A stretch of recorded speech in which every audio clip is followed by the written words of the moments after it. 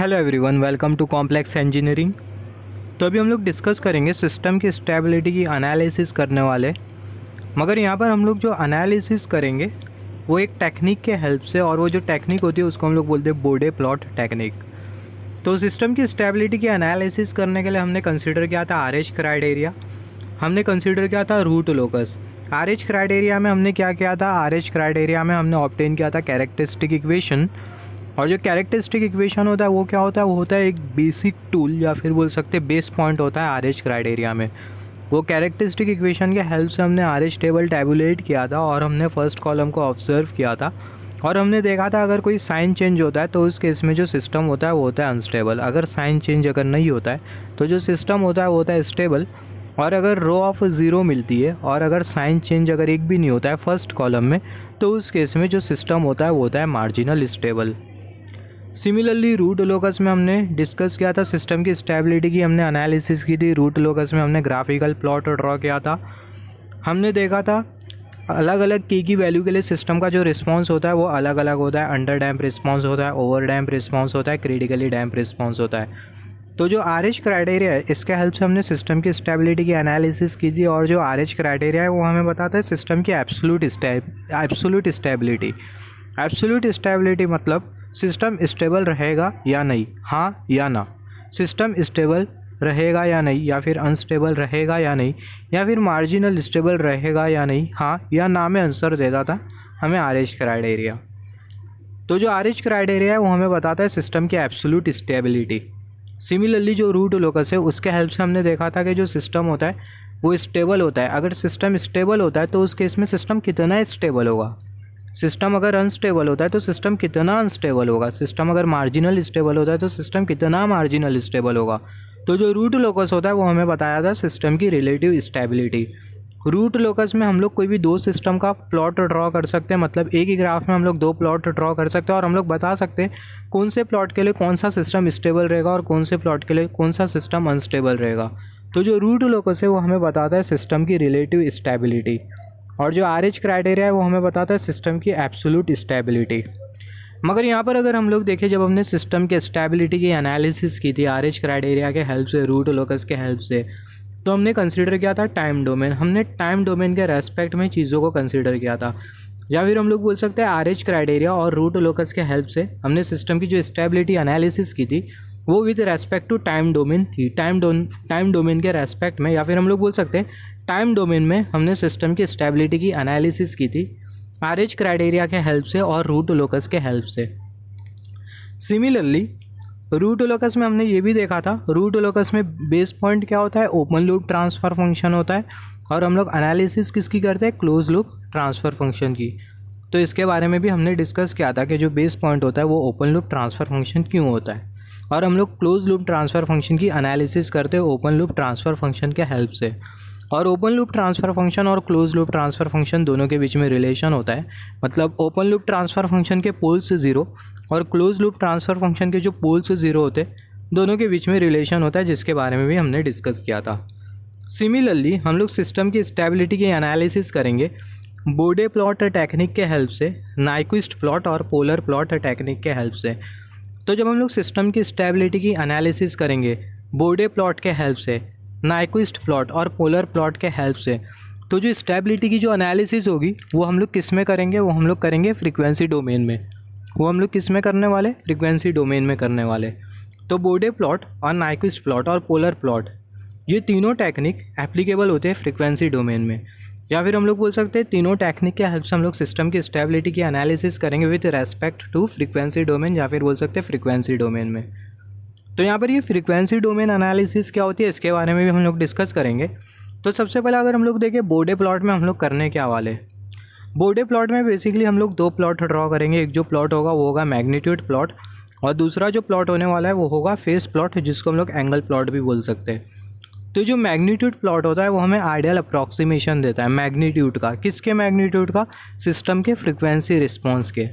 तो इसके बारे में हम लोग डिस्कस करने वाले। मैग्नीट्यूड प्लॉट में हम लोग बेसिकली करते हैं क्या है, वाई एक्सिस पर हम लोग कंसीडर करते हैं मैग्नीट्यूड।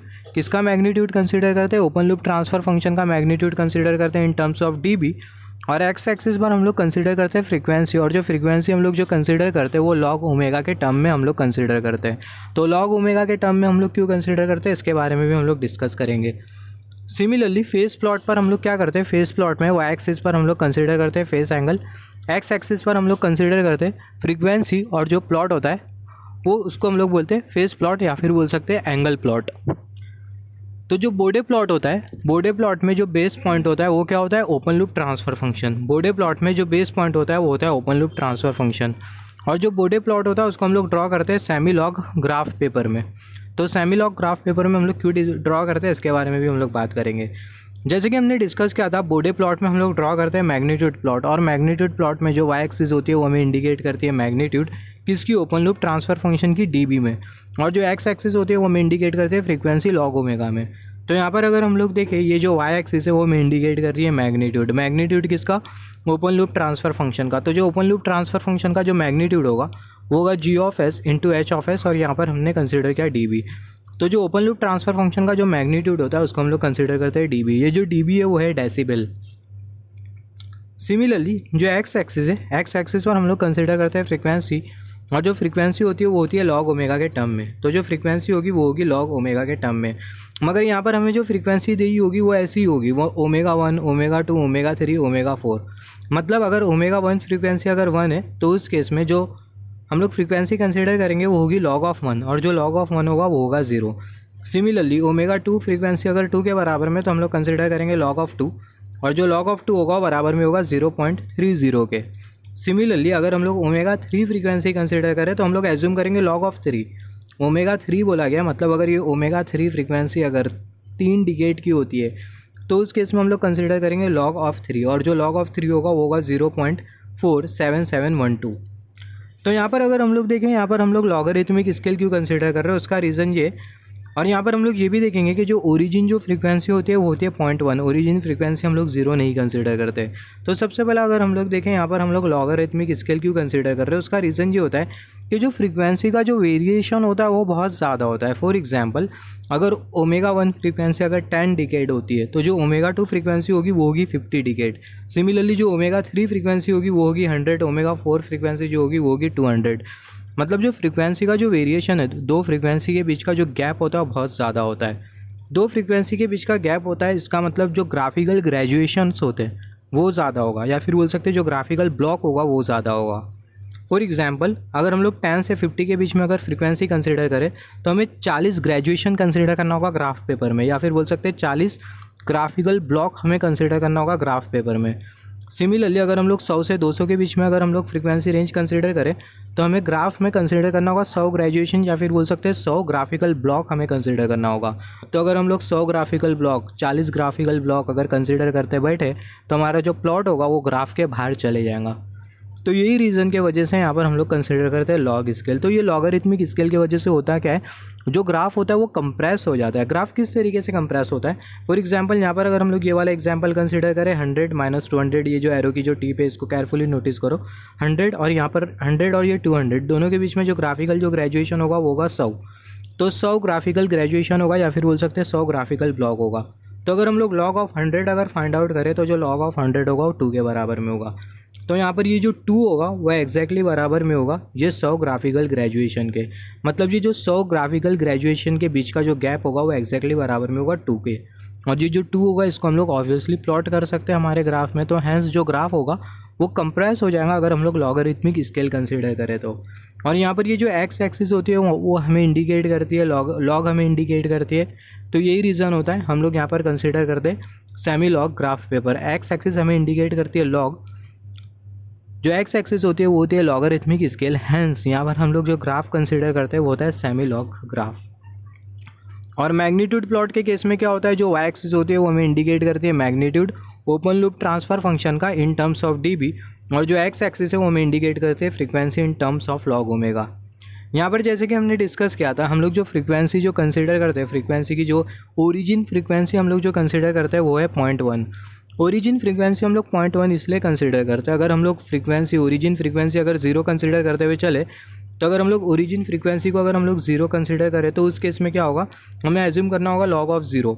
और जो log ऑफ ज़ीरो होगा वो माइनस इन्फिनिटी के बराबर में होगा, और माइनस इन्फिनिटी से हम लोग ग्राफ प्लॉट नहीं कर सकते, तो इसलिए हम लोग यहाँ पर कंसिडर करते हैं ओरिजिन फ्रीक्वेंसी 0.1। तो ये हम लोग बेसिकली करने वाले बोडे प्लॉट में। तो ये थोड़ा बेसिक इंट्रोडक्शन था बोडे प्लॉट का, इसके बारे में हम लोग और डिस्कशन करेंगे आगे। सिमिलरली अभी हम लोग बात कर लेते हैं फ्रीक्वेंसी डोमेन एनालिसिस का मतलब क्या होता है। जैसे कि हमने डिस्कस किया बोडे प्लॉट में, नाइक्विस्ट प्लॉट में और पोलर प्लॉट में सिस्टम की स्टेबिलिटी की हम लोग एनालिसिस करेंगे फ्रीक्वेंसी डोमेन के रेस्पेक्ट में, या फिर बोल सकते हैं फ्रीक्वेंसी डोमेन में। तो फ्रीक्वेंसी डोमेन एनालिसिस इसका मतलब क्या होता है, हमने डिस्कस किया था sinusoidal response of an LTI system. हमने बात किया था sinusoidal response of an LTI system. अगर हमारे पास अगर कोई एलटीआई सिस्टम होता है, linear time invariant system, time के रेस्पेक्ट में वेरी नहीं करता, और अगर हम लोग ये एलटीआई सिस्टम को अगर हम लोग साइनोसॉइडल इनपुट देते तो जो आउटपुट होगा वो भी होगा साइनोसॉइडल आउटपुट। अगर इनपुट को हम लोग एक्साइटेशन बोल सकते हैं और जो आउटपुट होगा उसको हम लोग रिस्पॉन्स भी बोल सकते हैं। तो अगर हम लोग ये एलटीआई सिस्टम को अगर हम लोग साइनोसॉइडल इनपुट देते तो जो एलटीआई सिस्टम होगा वो हमें साइनोसॉइडल आउटपुट देगा। डिफरेंस किस में होगा, डिफरेंस होगा मैग्नीट्यूड में और फेस एंगल में। इसके बारे में हमने डिस्कस किया है, डिफरेंस मैग्नीट्यूड में होगा और फेस एंगल में होगा, और जो फ्रीक्वेंसी होगी वो कांस्टेंट रहने वाली है। इनपुट की फ्रीक्वेंसी और जो आउटपुट की जो फ्रीक्वेंसी होगी वो कांस्टेंट रहने वाली है। तो यहाँ पर अगर हम लोग देखें सिस्टम का जो रिस्पॉन्स होगा, अगर उसकी हम लोग एनालिसिस करते हैं फ्रीक्वेंसी के रेस्पेक्ट में, या फिर बोल सकते हैं सिस्टम का जो आउटपुट होगा अगर उसकी हम लोग एनालिसिस करते हैं फ्रीक्वेंसी के रेस्पेक्ट में, उसी को ही हम लोग बोलते हैं frequency domain analysis. Frequency response और output in frequency domain analysis. अगर हम लोग एनालिसिस अगर करते हैं सिस्टम की, analysis of system output, system के आउटपुट की अगर हम लोग एनालिसिस करते हैं फ्रीक्वेंसी के रेस्पेक्ट में, तो उसको हम लोग बेसिकली बोलते हैं frequency domain analysis. Analysis of system output with respect to frequency is called as frequency domain analysis. General statement कुछ इस तरीके से होता है, steady state response of any sinusoidal input is known as frequency response. Steady state पर जो response होगा किसका, साइनोसॉइडल इनपुट का। साइनोसॉइडल इनपुट मतलब जो हमारा जो साइन फंक्शन और जो कोसाइन फंक्शन होता है उसको हम लोग बेसिकली बोलते हैं साइनोसॉइडल इनपुट। तो जो साइनोसॉइडल इनपुट का जो रिस्पॉन्स होगा स्टेडी स्टेट पर, उसको हम लोग बोलते हैं फ्रीक्वेंसी रिस्पॉन्स। तो ये जनरल स्टेटमेंट है। अगर हम लोग सिंपल वर्ड में अगर बोलना चाहे फ्रीक्वेंसी डोमेन एनालिसिस का मतलब क्या है, तो अगर हम लोग सिस्टम के आउटपुट की अगर हम लोग एनालिसिस करते हैं फ्रीक्वेंसी के रेस्पेक्ट में, तो उसको हम लोग बोलते हैं फ्रीक्वेंसी डोमेन एनालिसिस, एकदम सिंपल वर्ड में। तो यहाँ पर हम लोग फ्रीक्वेंसी डोमेन एनालिसिस क्यों कंसीडर कर रहे हैं, अभी यहाँ पर ये फ्रीक्वेंसी डोमेन एनालिसिस का क्या काम, जबकि हमारे पास टाइम डोमेन एनालिसिस था। टाइम डोमेन में हमने एनालिसिस की थी सिस्टम की RH क्राइटेरिया और रूट लोकस टेक्निक की हेल्प से। तो यहाँ पर अभी ये फ्रीक्वेंसी डोमेन की रिक्वायरमेंट क्या है, तो अगर हम लोग देखें फ्रीक्वेंसी डोमेन में सिस्टम के स्टेबिलिटी की एनालिसिस करना सिंपल होता है और एक्यूरेट होता है और इजी भी होता है। Stability analysis is easy, simple and accurate in frequency domain, इसलिए यहाँ पर हमें कंसीडर करना है frequency domain analysis. Time domain में क्या होता है, सिस्टम की स्टेबिलिटी को एनालिसिस करना कोई कोई केसेस में इतना आसान नहीं होता, इतना सिंपल नहीं होता, तो इसलिए यहाँ पर हम लोग कंसीडर करते हैं फ्रीक्वेंसी डोमेन एनालिसिस। तो stability analysis of system is not simple and easy in time domain, that's why we are considering frequency domain analysis. तो सिस्टम की जो स्टेबिलिटी है उसकी एनालिसिस अगर हम लोग करते हैं फ्रीक्वेंसी डोमेन के रेस्पेक्ट में, तो उसके लिए कुछ टेक्निक्स होती है, जैसे कि हमने डिस्कस किया। पहली जो टेक्निक होती है वो होती है बोडे टेक्निक, जिसको हम लोग बोडे प्लॉट भी बोल सकते हैं, और दूसरी जो टेक्निक होती है वो होती है नाइक्विस्ट प्लॉट या फिर बोल सकते हैं पोलर प्लॉट। और ऐसी बहुत सी टेक्निक होती है। बेसिकली अगर और दो टेक्निक के बारे में बात करें, एक जो टेक्निक होती है वो होती है M&N सर्कल, और जो लास्ट वाली जो टेक्निक होती है वो होती है निकोलास चार्ट। तो बेसिकली कुछ टेक्निक होती है जिसके रेस्पेक्ट में हम लोग सिस्टम की स्टेबिलिटी की एनालिसिस कर सकते हैं फ्रीक्वेंसी डोमेन में। तो जैसे कि हमने डिस्कस किया था, जो बोडे प्लॉट होता है वो हमें क्या शो करता है, यहाँ पर हमें मैग्नीट्यूड प्लॉट को ज़्यादा कंसीडर करते हुए चलना है। फेज प्लॉट के बारे में भी हम लोग बात करेंगे, मगर मैग्नीट्यूड प्लॉट पर हमें ज़्यादा कंसंट्रेट करना है। तो जो बोडे प्लॉट होता है वो हमें क्या देता है, आइडियल अप्रॉक्सीमेशन, किसका, मैग्नीट्यूड का। किसके मैग्नीट्यूड का, सिस्टम के फ्रीक्वेंसी रिस्पॉन्स के। तो इसके बारे में हम लोग बात करेंगे आगे। तो बोडे प्लॉट क्या होता है, जो बोडे प्लॉट होता है वो प्लॉट होता है, it is the plot of magnitude of open loop transfer function in dB and face और एंगल, फेस और एंगल भी हम लोग बोल सकते हैं, या तो फेस या फिर एंगल इन डिग्री।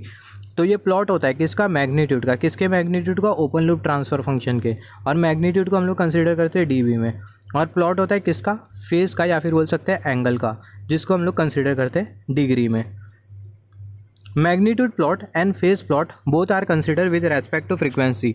जो मैग्नीट्यूड प्लॉट और जो फेज प्लॉट होता है दोनों को हम लोग फ्रीक्वेंसी के रेस्पेक्ट में कंसिडर करते हैं। मतलब मैग्नीट्यूड प्लॉट में हम लोग क्या करते हैं, मैग्नीट्यूड प्लॉट में वाई एक्सिस पर हम लोग कंसिडर करते हैं magnitude in terms of dB और एक्स एक्सिस पर हम लोग कंसिडर करते हैं frequency in terms of log omega, logarithmic scale. Similarly phase plot में हम लोग क्या कंसिडर करते हैं, फेज प्लॉट में वाई एक्सिस पर हम लोग कंसिडर करते हैं फेज एंगल और एक्स एक्सिस पर हम लोग कंसिडर करते हैं frequency in terms of log omega. By observing the nature of magnitude plot and phase plot we can describe the system stability. जो मैग्नीट्यूड प्लॉट और जो फेज प्लॉट दोनों का जो नेचर है उसको ऑब्जर्व करते हुए, उसको देखते हुए हम लोग ये बता सकते हैं सिस्टम की स्टेबिलिटी कितनी होगी। और जो बोडे प्लॉट होता है उसको हम लोग स्टेबल सिस्टम के लिए ही डिज़ाइन करते हैं, उसके बारे में भी हम लोग डिस्कस करेंगे। सिमिलरली अभी हमें समझना होगा डिकेड फैशन का मतलब क्या होता है और ऑक्टेव फैशन का मतलब क्या होता है। हम लोग डिकेड स्केल भी बोल सकते हैं और ऑक्टेव स्केल भी बोल सकते हैं। तो यहाँ पर अगर हम लोग देखें, यहाँ पर हमने एक एग्जांपल कंसीडर किया मैग्नीट्यूड प्लॉट और फेज प्लॉट किस तरीके का होगा। मैग्नीट्यूड प्लॉट के बारे में हमने ऑलरेडी डिस्कस किया है। यहाँ पर हमने कंसीडर किया वाई एक्सिस हमें इंडिकेट करेंगे magnitude in terms of dB और जो एक्स एक्सिस है वो हमें इंडिकेट करेंगे frequency in terms of log omega. तो यहाँ पर ये जो मैग्नीट्यूड प्लॉट और यहाँ पर ये जो फ्रीक्वेंसी है, मैग्नीट्यूड और ये फ्रीक्वेंसी दोनों के बीच में हमें जो प्लॉट मिलेगा उसको हम लोग बोलेंगे magnitude plot. Similarly angle plot में हम लोग क्या करेंगे, फेस प्लॉट में वाई एक्सिस पर हम लोग कंसिडर करेंगे फेस या फिर बोल सकते हैं एंगल, जो कि होगा एंगल जी जे ओमेगा एच जे ओमेगा, और एक्स एक्सिस पर हम लोग कंसिडर करेंगे फ्रीक्वेंसी जो कि होगी लॉग ओमेगा के फॉर्म में। और यहाँ पर हमें जो प्लॉट जो मिलेगा एक्स और वाई एक्सिस दोनों के बीच में हमें जो प्लॉट जो मिलेगा उसको हम लोग बेसिकली बोलते हैं फेस प्लॉट। तो जैसे ही हम लोग एक्स एक्सिस के यहाँ पर अगर हम लोग देखें दोनों प्लॉट में जो एक्स एक्सिस है हम लोग एक्स एक्सिस पर कंसिडर कर रहे हैं फ्रीक्वेंसी, ये वाले प्लॉट में एक्स एक्सिस पर फ्रीक्वेंसी कंसिडर कर रहे हैं, ये वाले प्लॉट में भी एक्स एक्सिस पर हम लोग कंसिडर कर रहे हैं frequency in terms of log omega, यहाँ पर भी frequency in terms of log omega. तो यहाँ पर अभी अगर हम लोग देखें दोनों केसेस में अगर हम लोग एक्स एक्सिस के डायरेक्शन में प्रोपागेट करते जाते हैं तो उस केस में जो फ्रीक्वेंसी होगी वो इंक्रीज़ करते जाएंगी। इसका मतलब यहाँ पर अगर हम लोग ओमेगा 1 फ्रीक्वेंसी कंसिडर करें और ओमेगा 2 फ्रीक्वेंसी कंसिडर करें यहाँ पर, तो जो ओमेगा 2 फ्रीक्वेंसी होगी वो ओमेगा 1 फ्रीक्वेंसी के कंपैरिजन में ज़्यादा होगी। तो अगर ओमेगा 2 फ्रीक्वेंसी अगर 10 टाइम्स से ज़्यादा होती है ओमेगा 1 फ्रीक्वेंसी कंपैरिजन में, तो ये जो फैशन होता है इसको हम लोग बोलते हैं decade fashion. If next frequency is 10 times more than the previous frequency, अगर नेक्स्ट फ्रीक्वेंसी अगर 10 टाइम्स से ज़्यादा होती है फ्रीक्वेंसी प्रीवियस फ्रीक्वेंसी के कंपैरिजन में, तो जो फैशन होता है उसको हम लोग बेसिकली बोलते हैं डिकेड फैशन। यहाँ पर अगर हम लोग देखें जो ओमेगा 2 है वो है नेक्स्ट फ्रीक्वेंसी और जो ओमेगा 1 है वो है प्रीवियस फ्रीक्वेंसी। तो जो ओमेगा 2 है अगर वो 10 टाइम्स से ज़्यादा होती है प्रीवियस फ्रीक्वेंसी के कंपैरिजन में, तो उस केस में जो फैशन होगा उसको हम लोग बोलेंगे डिकेड फैशन। तो यहाँ पर अगर हम लोग देखें यहाँ पर हमने बेसिकली डिकेड फैशन फॉलो किया है। यहाँ पर जो फ्रीक्वेंसी होगी वो होगी 0.1, ओरिजिन पर जो फ्रीक्वेंसी होगी वो होगी 0.1 जिसके बारे में हमने डिस्कस किया। यहाँ पर जो फ्रीक्वेंसी होगी वो होगी 1, यहाँ पर जो फ्रीक्वेंसी होगी वो होगी 10 डिकेड, यहाँ पर जो फ्रीक्वेंसी होगी वो होगी 100 डिकेड। तो यहाँ पर हमने जो फैशन कंसिडर किया वो है डिकेड फैशन। तो यहाँ पर अभी अगर हम लोग देखें अगर नेक्स्ट फ्रीक्वेंसी अगर 10 टाइम्स से ज़्यादा होती है प्रीवियस फ्रीक्वेंसी के कंपैरिजन में, तो जो फैशन होता है वो होता है डिकेड फैशन। सिमिलरली अगर नेक्स्ट फ्रीक्वेंसी अगर 2 टाइम्स से ज़्यादा होती है प्रीवियस फ्रीक्वेंसी के कंपैरिजन में, तो जो फैशन होता है उसको हम लोग बेसिकली बोलते हैं ऑक्टेव फैशन। तो अगर नेक्स्ट फ्रीक्वेंसी अगर 2 टाइम्स से ज़्यादा होती है लास्ट फ्रीक्वेंसी के कंपैरिजन में, तो जो फैशन होता है उसको हम लोग बोलते हैं octave fashion. If next frequency is 2 times more than the last frequency, hence the fashion is called as the octave fashion. तो जैसे कि हमने डिस्कस किया डिकेड फैशन में क्या होता है, बहुत इंपॉर्टेंट है, जो नेक्स्ट फ्रीक्वेंसी होती है वो 10 टाइम्स से ज़्यादा होती है लास्ट के। और यहाँ पर ऑक्टेव फैशन में क्या होता है, जो नेक्स्ट फ्रीक्वेंसी होती है वो 2 टाइम्स से ज़्यादा होती है लास्ट फ्रीक्वेंसी के कंपैरिजन में। और अगर हम लोग डिकेड स्केल, डिकेड फैशन और ऑक्टेव फैशन दोनों के बीच का अगर हम लोग रिलेशन देखें, तो जो 20 dB पर डिकेड होता है वो बराबर में होता है 6 dB पर ऑक्टेव के। तो ये रिलेशन होता है डिकेड फैशन और ऑक्टेव फैशन के बीच में 20 dB पर डिकेड, ये बराबर में होता है 6 dB पर ऑक्टेव के। यहाँ पर अगर हम लोग देखें यहाँ पर ये एंगल जब हम लोग फेज प्लॉट के बारे में डिस्कस कर रहे थे तो यहाँ पर हमने कंसिडर किया था जी जे ओमेगा एच जे ओमेगा। तो ये कंसिडर ये है क्या बेसिकली, तो अगर हम लोग देखें जो ओपन लूप ट्रांसफ़र फंक्शन होता है वो हमारा किस तरीके से होता है, G of S into H of S, कुछ इस तरीके से हमारा ओपन लूप ट्रांसफ़र फंक्शन होता है। तो यहाँ पर अभी हम लोग क्या करेंगे, ये एस के जगह हम लोग पुट कर देंगे जे ओमेगा। तो अगर हम लोग एस के जगह जे ओमेगा पुट करें तो हमें कुछ इस तरीके से मिलेगा। और यहाँ पर हम लोग असाइन कर देंगे एंगल की साइन। तो ये हम लोग क्यों कर रहे हैं इसके बारे में भी हम लोग डिस्कस करेंगे। तो अभी हम लोग देखेंगे construction rules in Bode plot. Bode plot को हम लोग किस तरीके से प्लॉट करेंगे उसके बारे में डिस्कस करेंगे। Construction rules in Bode plot actually ऐसा होना चाहिए प्रोसीजर्स इन बोडे प्लॉट। तो सबसे पहले अगर हम लोग देखें, replace s by j omega to convert open loop transfer function in frequency domain. तो जो ओपन लूप ट्रांसफर फंक्शन होता है वो हमारा किस तरीके से होता है, ओपन लूप ट्रांसफर फंक्शन कुछ इस तरीके से होता है G of S into H of S. इसको हम लोग बेसिकली बोलते हैं ओपन लूप ट्रांसफर फंक्शन। तो यहाँ पर ये जो ओपन लूप ट्रांसफर फंक्शन होगा इसको सबसे पहले हम लोग कन्वर्ट करेंगे फ्रीक्वेंसी डोमेन में। तो अगर हम लोग ये ओपन लूप ट्रांसफ़र फंक्शन को अगर हम लोग फ्रीक्वेंसी डोमेन में कन्वर्ट कर रहे हैं तो यहाँ पर ये एस के जगह हम लोग पुट कर देंगे जी ओमेगा, जिसकी वजह से जो ओपन लूप ट्रांसफ़र फंक्शन होगा वो फ्रीक्वेंसी डोमेन में कन्वर्ट हो जाएगा। तो कुछ इस तरीके से हमें मिलेगा जी ओमेगा एच जी ओमेगा। तो यहाँ पर ये जो ओपन लूप ट्रांसफ़र फंक्शन है वो फ्रीक्वेंसी डोमेन में। तो यहाँ पर जैसे कि हमने डिस्कस किया था, यहाँ पर हमने एस के जगह जी ओमेगा पुट इसलिए किया क्योंकि ये जो ओपन लूप ट्रांसफ़र फंक्शन है इसे हमें कंसिडर करना है फ्रीक्वेंसी डोमेन में। तो सबसे पहला जो ओपन लूप ट्रांसफ़र फंक्शन होगा उसको हम लोग फ्रीक्वेंसी डोमेन में कन्वर्ट करेंगे एस के जगह जी ओमेगा पुट करके। फिर उसके बाद हम लोग क्या करेंगे, find out the magnitude of system and convert into dB. उसके बाद जो ओपन लूप ट्रांसफ़र फंक्शन होगा उसको हम लोग मैग्नीट्यूड कंसीडर करेंगे और उसको हम लोग डीबी में कन्वर्ट करेंगे। तो जब हम लोग ओपन लूप ट्रांसफ़र फंक्शन का मैग्नीट्यूड कंसीडर करेंगे और जब उसको हम लोग डीबी में कन्वर्ट करेंगे, तो जब हम लोग डीबी में कन्वर्ट करेंगे तो हम लोग यूज़ करेंगे ये वाला रिलेशन 20 लॉग। हम लोग कंसीडर करेंगे 20 लॉग और ये होगा magnitude open loop transfer function का। तो इसके बारे में अगर नहीं समझा तो जब हम लोग जब बोडे प्लॉट हम लोग ड्रॉ करेंगे तभी आपको समझ में आ जाएगा। मगर आपको सिर्फ इतना पता होना चाहिए, जब हम लोग मैग्नीट्यूड को डीबी में कन्वर्ट करते हैं तो उस केस में हम लोग कंसीडर करते हैं 20 log. DB is equal to 20 log और यहाँ पर ये mod of G omega H G omega. फिर उसके बाद हम लोग क्या करते हैं, find out phase plot of system. जो फेस प्लॉट होता है उसको हम लोग फाइंड आउट करते हैं और जब हम लोग फेस प्लॉट फाइंड आउट करते हैं तो उस केस में वाई एक्सिस पर हम लोग कंसीडर करते हैं ये वाला टर्म, जैसे कि हमने डिस्कस किया था। यहाँ पर वाई एक्सिस पर हम लोग कंसीडर करते हैं ये वाला term angle G omega H G omega. फिर उसके बाद क्या होता है, draw the magnitude plot and phase plot. उसके बाद हम लोग मैग्नीट्यूड प्लॉट ड्रॉ करेंगे और फेस प्लॉट ड्रॉ करेंगे with respect to increasing value of omega. Omega की वैल्यू के रेस्पेक्ट में ओमेगा की जो वैल्यू होगी वो इंक्रीज़ कर रही होगी, इंक्रीजिंग वैल्यू के रेस्पेक्ट में हम लोग ड्रॉ करेंगे मैग्नीट्यूड प्लॉट और फेस प्लॉट। तो यहाँ पर हम लोग एक एग्जांपल कंसीडर कर लेते हैं बोडे प्लॉट का। जो हमने यहाँ पर जो कंस्ट्रक्शन रूल से देखा इसको समझने के लिए हम लोग एक एग्जांपल कंसीडर कर लेते हैं, फिर उसके बाद बाकी का जो कॉन्सेप्ट होगा उसके बारे में बात करेंगे। तो यहाँ पर जैसे कि हमने कंस्ट्रक्शन रूल में क्या देखा था, कंस्ट्रक्शन रूल में हमने जो देखा था, फिर जो प्रोसीजर्स में हमने जो देखा था वो अभी हम लोग यहाँ पर अप्लाई करेंगे। तो यहाँ पर हमने कंसीडर किया एक ओपन लूप ट्रांसफ़र फंक्शन जो कि है G of S into H of S और ये बराबर में एक कॉन्स्टेंट के। यहाँ से आपको ये भी समझ में आ जाएगा किसी कॉन्स्टेंट के लिए आप बोडे प्लॉट किस तरीके से ड्रॉ कर सकते हो। तो यहाँ पर अगर हम लोग देखें, अभी हम लोग क्या करेंगे, अभी हम लोग जो कंस्ट्रक्शन रूल जो डिस्कस किया था उसको अभी हम लोग यहाँ पर समझेंगे, एक एग्जांपल कंसीडर करेंगे और यहाँ पर ये जो ओपन लूप ट्रांसफ़र फंक्शन है वो एक कांस्टेंट के बराबर में। यहाँ से आपको ये भी पता चलेगा कि जो मैग्नीट्यूड प्लॉट और फेस प्लॉट किसी भी कांस्टेंट का, मैग्नीट्यूड प्लॉट और फेस प्लॉट किसी भी कांस्टेंट के लिए हम लोग किस तरीके से बना सकते हैं बोडे प्लॉट टेक्निक का यूज़ करते हुए। तो सबसे पहला ये जो ओपन लूप ट्रांसफ़र फंक्शन है इसको हम लोग फ्रीक्वेंसी डोमेन में कन्वर्ट करेंगे। तो एस के जगह हम लोग क्या पुट करेंगे, जी ओमेगा। मैं आपको एक बात बता देता हूँ, सबसे पहला कोई भी कांस्टेंट के लिए जो मैग्नीट्यूड होता है, कोई भी कांस्टेंट के लिए जो एंगल होगा वो होगा ज़ीरो। ये बहुत इंपॉर्टेंट है, कोई भी कांस्टेंट के लिए जो एंगल होगा वो होगा ज़ीरो और कोई भी कांस्टेंट के लिए जो मैग्नीट्यूड होता है वो फ्रीक्वेंसी के ऊपर इंडिपेंडेंट होता है। तो ये बहुत इंपॉर्टेंट पॉइंट है, आप इसको नोट कर लो। कोई भी कांस्टेंट के लिए जो एंगल होता है वो होता है ज़ीरो और जो मैग्नीट्यूड होता है वो इंडिपेंडेंट होता है फ्रीक्वेंसी के ऊपर। तो यहाँ पर अभी हम लोग क्या करेंगे, एस के जगह हम लोग पुट कर देंगे जी ओमेगा, जिसके वजह से जो ओपन लूप ट्रांसफ़र फंक्शन होगा फ्रीक्वेंसी डोमेन में कन्वर्ट हो जाएगा।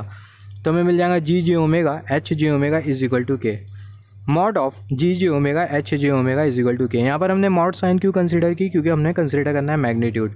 तो यहाँ पर हमने मैग्नीट्यूड कंसीडर किया। अब ये जो मैग्नीट्यूड है अभी इसे हमें डीबी में कन्वर्ट करना है, कन्वर्टिंग इनटू डीबी। तो जब हम लोग ये मैग्नीट्यूड को डीबी में कन्वर्ट करेंगे तो मैंने आपको बोला था हमें कंसीडर करना होगा 20 लॉग।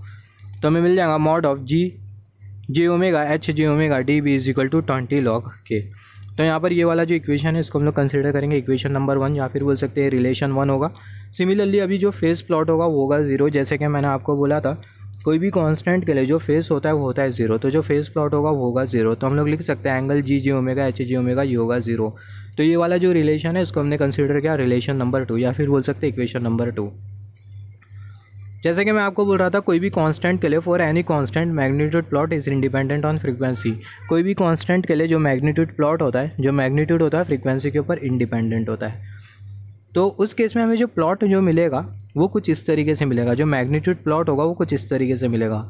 अगर कोई भी कांस्टेंट के लिए अगर मैग्नीट्यूड अगर फ्रीक्वेंसी के ऊपर इंडिपेंडेंट होता है तो उस केस में जो मैग्नीट्यूड प्लॉट मिलेगा वो हमें कुछ इस तरीके से मिलेगा।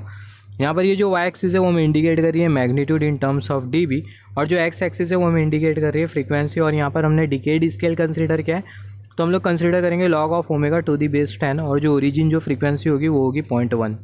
तो यहाँ पर अगर हम लोग देखें जो मैग्नीट्यूड प्लॉट होगा वो हमें कुछ इस तरीके से मिलेगा। यहाँ पर ये जो लाइन है वो हमें इंडिकेट कर रही है मैग्नीट्यूड प्लॉट। तो यहाँ पर ये जो लाइन हमने जो बेसिकली ड्रॉ किया है, ये लाइन को हम लोग बोलते हैं स्लोप। तो इसके स्लोप के बारे में हम लोग बाद में बात करेंगे। तो यहाँ पर ये जो हमारा जो मैग्नीट्यूड प्लॉट होगा कुछ इस तरीके से होगा, क्योंकि यहाँ पर अगर हम लोग देखें जो मैग्नीट्यूड होगा वो होगा 20 log के। ये जो लाइन जो ड्रॉ करी है हमने, इसके लिए जो मैग्नीट्यूड होगा वो होगा 20 log के। जैसे कि हमने डिस्कस किया था कि जो मैग्नीट्यूड होगा वो होगा 20 log के। तो यहाँ पर ये जो लाइन है इसके लिए जो मैग्नीट्यूड है वो है 20 log के। तो ये जो लाइन हमने जो ड्रॉ किया है इसको हम लोग बोलते हैं स्लोप। और यहाँ पर ये जो स्लोप होगी वो फ्रीक्वेंसी के ऊपर इंडिपेंडेंट होगी, या फिर बोल सकते हैं जो मैग्नीट्यूड प्लॉट होगा फ्रीक्वेंसी के ऊपर इंडिपेंडेंट होगा, क्योंकि हमने कंसिडर किया है कांस्टेंट। तो यहाँ पर अभी अगर हम लोग देखें, यहाँ पर ये जो स्लोप होगी ये स्लोप होगी 0 dB पर डिकेड की।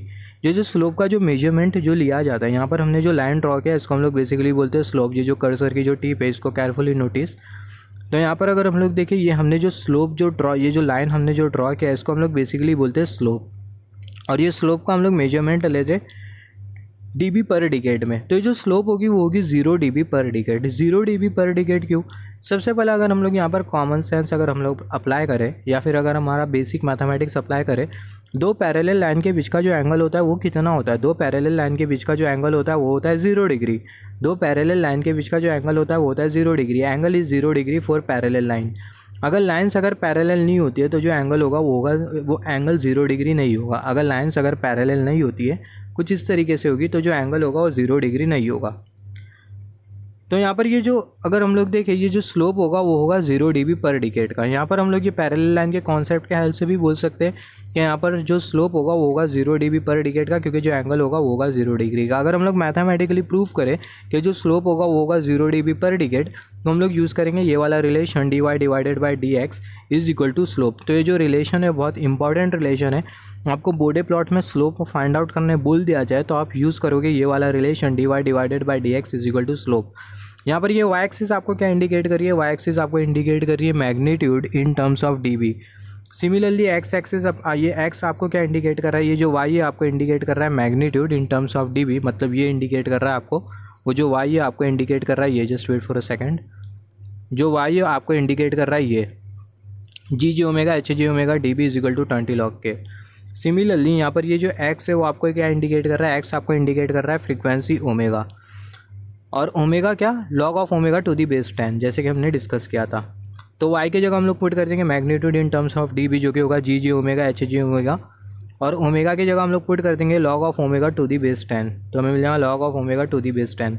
ये मैग्नीट्यूड किसके बराबर में? जैसे कि हमने डिस्कस किया था ये जो मैग्नीट्यूड है वो बराबर में 20 log के, तो वहाँ पर हम लोग 20 log के पुट कर देंगे। मतलब यहाँ पर अगर हम लोग देखें, यहाँ पर हम लोग पुट कर देंगे 20 log के, तो हमें मिल जाएगा 20 log के, और यहाँ पर हमें मिल जाएगा d log of omega to the base 10। तो अगर हम लोग कांस्टेंट का डिफ्रेंसिएशन परफॉर्म करें तो जो आउटपुट होगा वो होगा 0, जो आउटकम होगा वो होगा 0। तो यहाँ पर ये 0 क्या? 0 dB पर डिकेड। तो यहाँ पर ये dB पर डिकेड हम लोग क्यों कंसीडर कर रहे हैं? तो ये मैग्नीट्यूड को हम लोग किस में एज्यूम कर रहे हैं? ये मैग्नीट्यूड को हम लोग एज्यूम कर रहे हैं dB में, और ये फ्रीक्वेंसी को हम लोग किस में एज्यूम कर रहे हैं? फ्रीक्वेंसी को हम लोग एज्यूम कर रहे हैं डिकेड में।